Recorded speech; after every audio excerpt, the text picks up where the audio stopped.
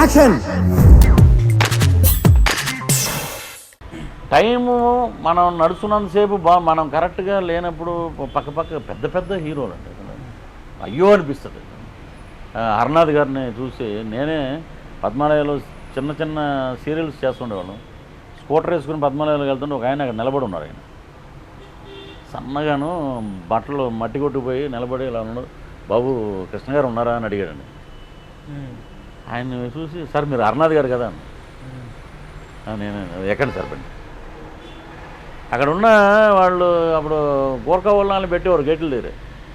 అక్కినే నాగేశ్వర గారు లోపలికి వెళ్తే సాబ్ నై బాహర్గా చెలో అన్నారంట. అన్నపూర్ణ స్టూడియో అది.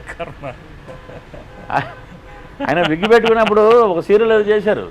సాబ్ నై బాహర్గా అంటే ఇలాంటి వాడే కావాలన్నారంట. ఆయన అప్రిషియేట్ చేశారన్నారు.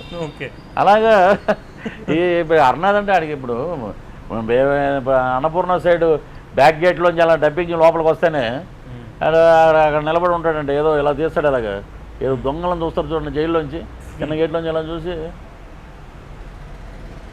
అంటాడంటే ప్రతిసారి ముందు సీట్లో కూర్చోలేం కదా, వెనక సీట్లోంచి మళ్ళీ దిగి బాబు నేనయ్యా అంటే సార్ అని మళ్ళీ అది అడిగి తెలుసు.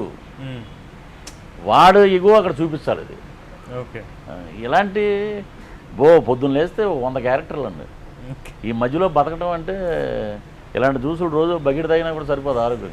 మీకు ఈ వీడియో నచ్చితే ఒక లైక్ కొట్టండి, లేకపోతే కామెంట్ చేయండి, బట్ సబ్స్క్రైబ్ చేయడం మర్చిపోకండి.